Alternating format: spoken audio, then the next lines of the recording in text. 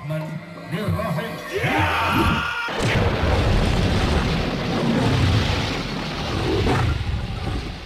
Bismillahirrahmanirrahim. Assalamualaikum warahmatullahi wabarakatuh. Para sahabat-sahabatku, para sedulur, semoga selalu senantiasa dalam lindungan Allah Subhanahu wa ta'ala. Semoga diberikan keberkahan, semoga diberikan kelimpahan rezeki, semoga diberikan kesehatan oleh Allah Subhanahu wa ta'ala. Para sahabat-sahabatku, jika berkenan dimohon untuk klik subscribe di bawah ini.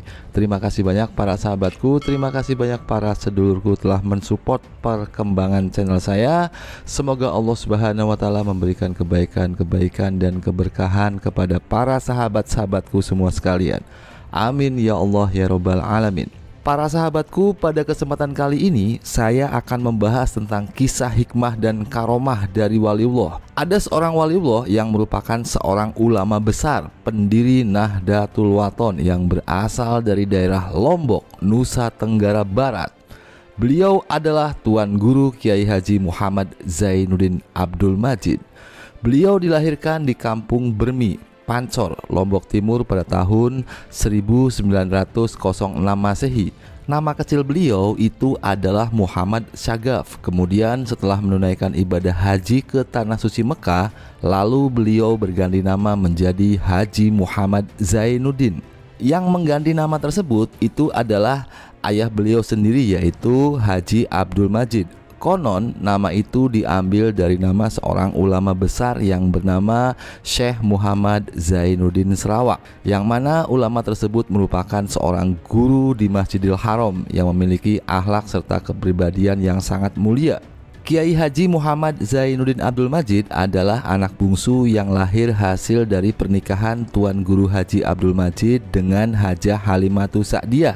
Kiai Haji Muhammad Zainuddin Abdul Majid hanya memiliki 2 orang anak saja. Anak yang pertama hasil pernikahannya dengan Umi Jauhariyah, kemudian memiliki putri bernama Hajah Siti Rauhun.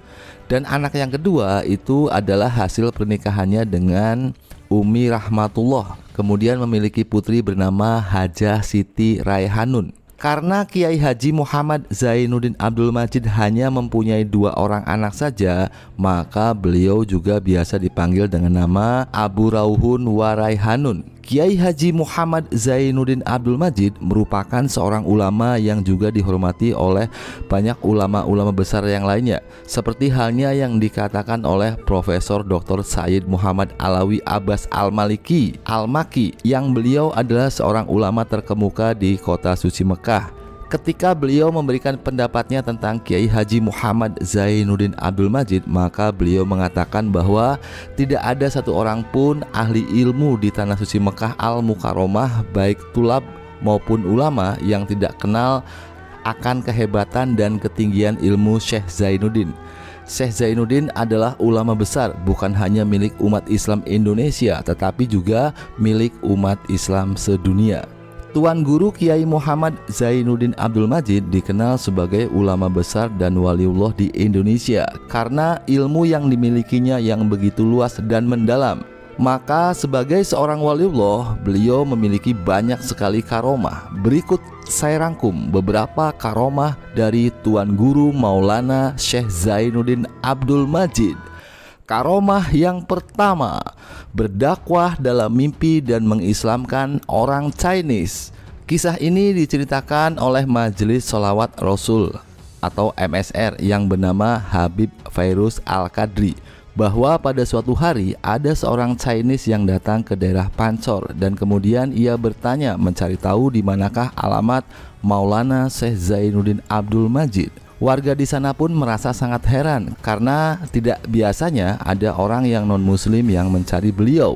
Lalu ada salah seorang yang menjelaskan kepada orang Chinese tersebut bahwa orang yang beliau cari, yaitu Maulana Syekh Zainuddin Abdul Majid, sudah lama telah wafat. Lalu ia bertanya kepada orang Chinese tersebut, "Ada keperluan apakah engkau mencari beliau?" Lalu orang Chinese ini kemudian menjawab, "Alhamdulillah, saya masuk Islam gara-gara orang Pancor, yaitu Kiai Maulana Syekh Zainuddin Abdul Majid."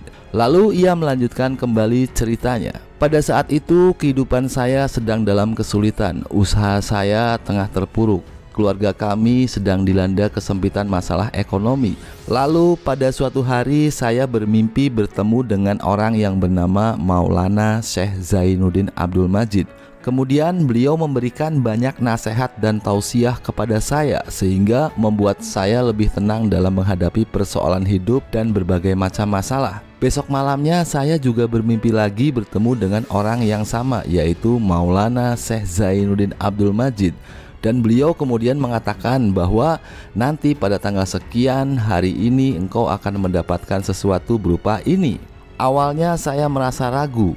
Saya berpikir bahwa mimpi itu hanya sebagai bunga-bunga tidur belaka. Dan pada saat hari yang telah ditentukan itu ternyata benar saja, tepat pada tanggal yang sudah dijelaskan oleh Maulana Syekh Zainuddin Abdul Majid, maka saya benar-benar mendapatkan sesuatu yang telah beliau jelaskan tersebut. Hati saya mulai sedikit bertambah keyakinan. Kemudian besok harinya saya bermimpi lagi bertemu dengan Kiai Maulana Syekh Zainuddin Abdul Majid, dan beliau kemudian menjelaskan bahwa nanti 3 bulan kemudian akan ada orang yang memberikan saya pinjaman modal besar untuk membangun kembali usaha saya yang sedang terpuruk, dan usaha saya itu nantinya akan kembali lancar dan maju pesat. Waktu kian berjalan begitu lambat karena saya sudah tidak sabar menunggunya. Dan kemudian hari berganti hari, minggu pun berganti minggu, dan bulan pun juga berganti bulan. Tibalah genap waktu 3 bulan dari mimpi saya tersebut. Lagi-lagi keajaiban pun terjadi. Tepat persis tidak kurang dan tidak lebih, yaitu 3 bulan dari saya mimpi bertemu dengan beliau, lalu saya benar-benar mendapatkan pinjaman dana besar dari seorang investor, sehingga usaha saya sekarang ini bisa kembali maju dengan pesat. Maka sejak saat itu saya kemudian mengucapkan 2 kalimat syahadat dan masuk agama Islam. Asyhadu alla ilaha illallah wa asyhadu anna Muhammadar Rasulullah. Karomah yang kedua, wirid pembuat minyak goreng. Kisah ini diceritakan oleh Tengku Muhammad Muzayyin Sobri. Dikisahkan pada suatu hari Bapak Maulana Syekh Tuan Guru Haji Muhammad Zainuddin Abdul Majid hendak membuat minyak dari kelapa atau hendak membuat minyak goreng dari kelapa. Ketika orang lain hendak membuat minyak goreng dari kelapa, tentunya hal ini tidak bisa dilakukan dengan mudah karena harus melalui beberapa fase atau proses atau cara, seperti menyiapkan bahan dengan memilih kelapa yang berkualitas baik, matang, segar, lalu harus kupas kelapa tersebut terlebih dahulu, lalu mengambil daging kelapa tersebut dan membersihkan sampai bersih. Kemudian kita harus memparut dan mencampurnya dengan air matang. Setelah itu baru peras parutan tersebut. Kemudian kita harus menuangkan air perasan parutan kelapa tersebut ke dalam sebuah botol atau wadah. Setelah itu kita harus mendiamkannya dulu selama 24 jam di sebuah ruangan yang bersuhu sekitar 32 derajat Celcius. Proses ini akan membuat air dan minyak menjadi terpisah. Maka setelah air dan minyaknya sudah terpisah, lalu kita harus segera menyaringnya, dan nanti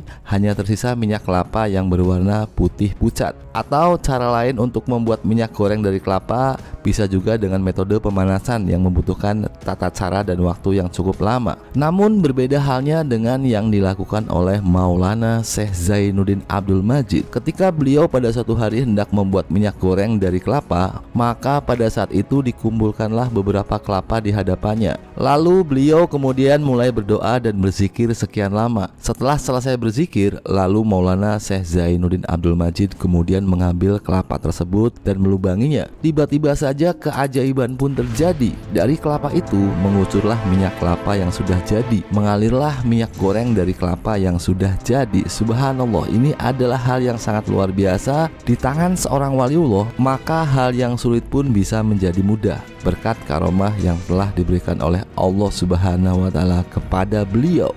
Karomah yang ketiga, menyembuhkan orang yang sakit aneh. Kisah ini diambil dari sebuah buku yang berjudul Orang Maroko Itu Sembuh di Lombok. Dikisahkan ada seorang wanita muslimah yang berasal dari negara Maroko. Ia kemudian menetap bersama kakak laki-lakinya di Paris. Sang kakak ini bekerja di sebuah maskapai penerbangan di Paris. Pada suatu hari, sang wanita ini ditimpa sebuah penyakit. Namun penyakit yang dialaminya adalah sebuah penyakit yang sangat aneh, yang sangat tidak lazim pada umumnya. Penglihatan matanya mengalami kelainan. Ia tidak bisa melihat manusia yang berada di sekitarnya. Namun yang anehnya, ia bisa melihat dengan jelas semua yang berbentuk selain manusia, seperti bangsa jin, bangsa gaib. Ia mampu melihatnya dengan sangat jelas. Kendati pandangan matanya mengalami kelainan, namun pendengarannya masih normal.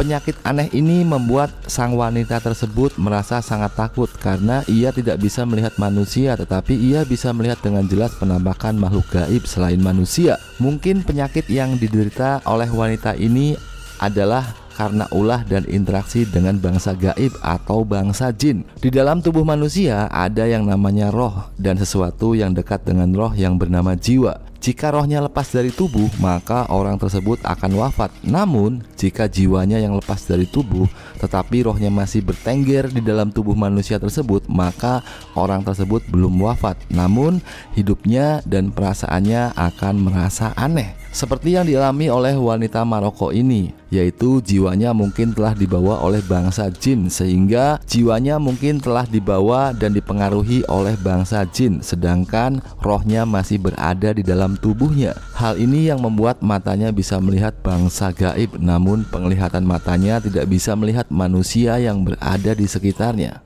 Tentang jiwa manusia yang bisa keluar dari dalam tubuh manusia ini dijelaskan dalam Al-Quran surat Az-Zumar ayat 42, yang artinya Allah memegang jiwa orang ketika wafatnya dan memegang jiwa orang yang belum wafat di waktu tidurnya. Maka dia tahanlah jiwa orang yang telah dia tetapkan saatnya wafat, dan dia melepaskan jiwa yang lain sampai waktu yang ditetapkan. Sesungguhnya pada yang demikian itu terdapat tanda-tanda kekuasaan Allah bagi kaum yang berfikir. Melihat penyakit aneh yang mendera adiknya, maka sang kakak yang juga menganut agama Islam ini kemudian mencoba berikhtiar dengan membawa adiknya ini berobat kemana-mana. Berbagai macam dokter, paranormal, dukun, penyihir, pendeta, bahkan ustadz dan juga orang pintar telah ia datangi untuk membantu kesembuhan adiknya. Namun upayanya ternyata belum juga berhasil. Sakit yang menimpa adiknya ini masih juga belum sembuh. Bahkan mereka mengunjungi 4 negara untuk mencari tabib dan dukun guna penyembuhan adiknya. Mereka juga sudah berobat secara medis ke Amerika, namun rupanya penyakit aneh ini tidak kunjung juga sembuh. Namun karena kasih sayang dari seorang kakak kepada adiknya, maka hal ini tidak membuat sang kakak putus asa. Lalu ia berencana mencari lagi dukun yang lebih sakti dan paranormal yang lebih handal. Dan atas saran dari salah seorang temannya yang mengatakan bahwa di negara Thailand banyak dukun dan paranormal yang sakti, maka tanpa berpikir panjang, lalu rombongan mereka segera pergi ke negara Thailand. Dan pada saat itu ikut pula bersama mereka seorang yang beragama non-muslim, yaitu beragama Nasrani, yang merupakan anak buahnya, yaitu seorang staf di kantor maskapai penerbangan di Paris. Setelah rombongan mereka sampai di kota Bangkok, kemudian mereka menginap di sebuah hotel di luar kota. Tidak mau menunggu waktu lebih lama lagi, maka misinya pun segera dijalankan. Pada suatu sore, mereka kemudian keluar hotel untuk mencari paranormal yang terkenal di negara Thailand. Di tengah perjalanan, kemudian mereka bertemu dengan seorang petani yang berpakaian lusuh, sangat sederhana dan bertopi robek, membawa cangkul. Melihat ada seorang petani yang berada di tepi jalan, maka sang kakak kemudian bertanya kepada orang tersebut, apakah di daerah sekitar sini ada seorang dukun atau paranormal? Kemudian petani itu menjawab, maaf tuan, kalau boleh saya tahu ada persoalan apa dan ada keperluan apakah sehingga tuan beserta rombongan ini berniat mencari paranormal? Lalu dia menjelaskan tentang penyakit yang melanda mata adiknya.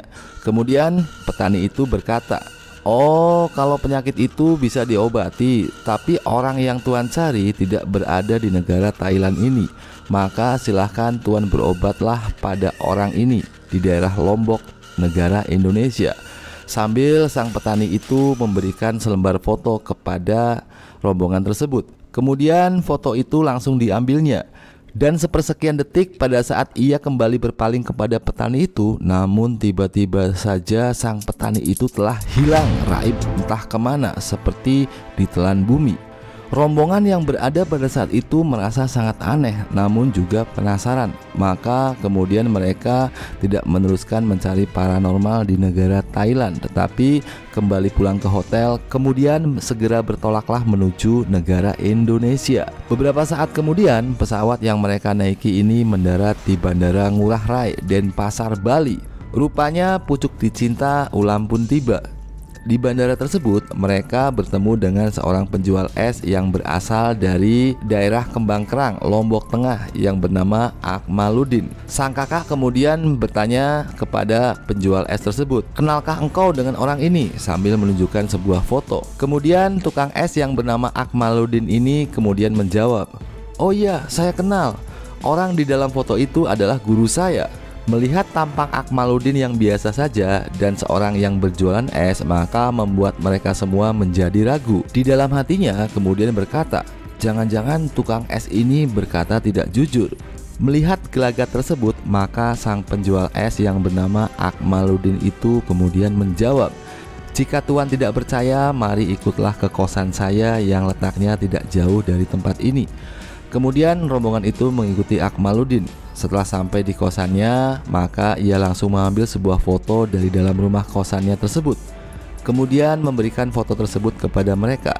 Foto itu adalah foto Maulana Syekh Zainuddin Abdul Majid yang persis sama dengan yang dipegang oleh orang itu. Setelah diperlihatkan foto itu, maka barulah semua rombongan ini percaya bahwa apa yang dikatakan oleh penjual es ini adalah benar adanya. Lalu mereka mengajak Akmaluddin ke sebuah hotel. Di hotel tersebut mereka merencanakan keberangkatan ke daerah Lombok. Kemudian Akmaluddin berkata, "Guruku yaitu Maulana Syekh Zainuddin Abdul Majid adalah seorang waliullah, seorang ulama besar. Maka jika kita berkunjung ke rumah beliau, maka untuk wanita harus berjilbab." Setelah menyanggupi syaratnya, kemudian wanita itu dibelikan jilbab. Lalu berangkatlah rombongan mereka dari Denpasar, Bali ke daerah Lombok. Kemudian mereka mendarat di Bandara Selaparang, Mataram, melanjutkan perjalanan dan singgah sebentar pada keluarga Akmaluddin di daerah Kembang Kerang, Lombok. Kemudian segera melanjutkan perjalanan mereka menuju ke rumah Maulana Syekh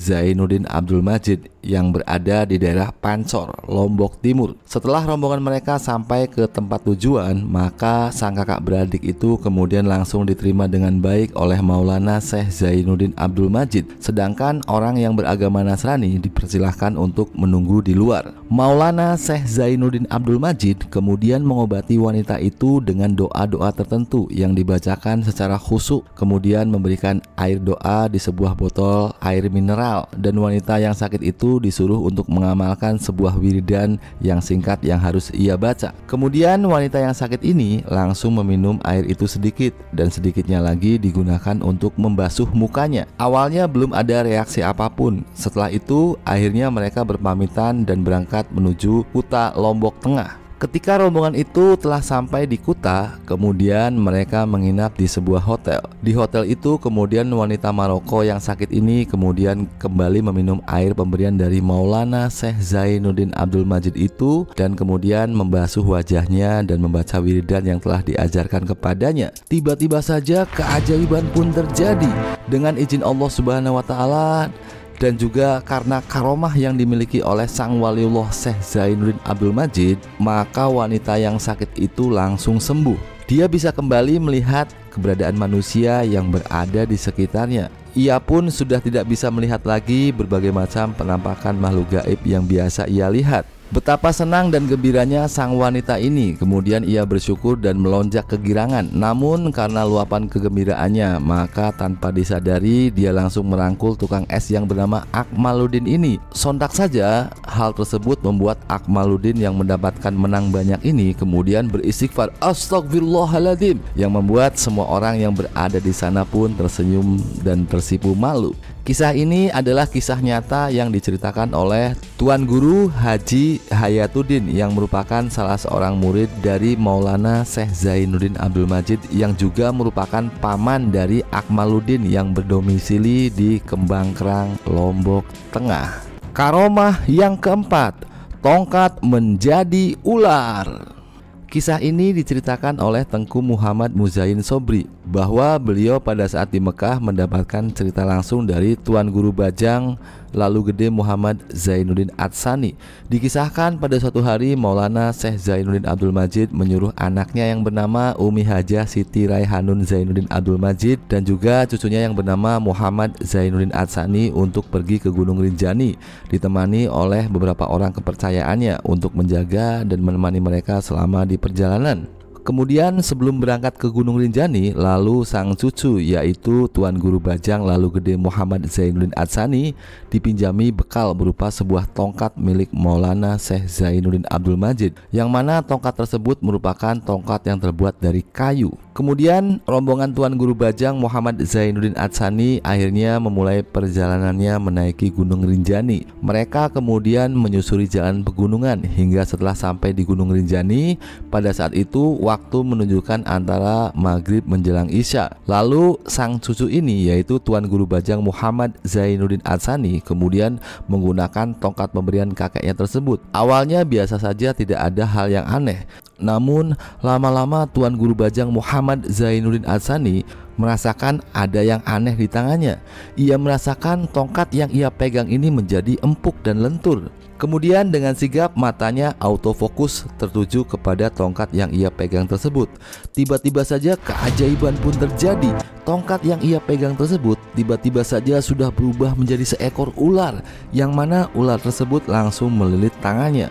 Sontak saja hal ini membuat Tuan Guru Bajang Muhammad Zainuddin Atsani merasa sangat kaget dan takut. Maka dengan buru-buru tongkat tersebut ia buang. Lalu ia menceritakan hal tersebut kepada rombongan, yaitu kepada ibunya yang bernama Umi Hajah Siti Raihanun Zainuddin Abdul Majid, dan kepada orang kepercayaan yang bertugas menjaga mereka. Lalu mereka segera mencari kembali tongkat yang tadi dibuang tersebut. Dan yang aneh lagi, ternyata tongkat tersebut sudah berubah menjadi tongkat biasa seperti semula lagi. Tuan Guru Bajang Muhammad Zainuddin Atsani tidak berani mengambil tongkat itu, maka tongkat itu akhirnya diambil oleh orang kepercayaannya. Kemudian ia mengambil senter dan melihat tangannya. Ia takut pada saat itu dan khawatir tangannya juga bisa berubah menjadi ular. Namun tangannya ini ternyata tidak apa-apa, masih normal seperti biasa.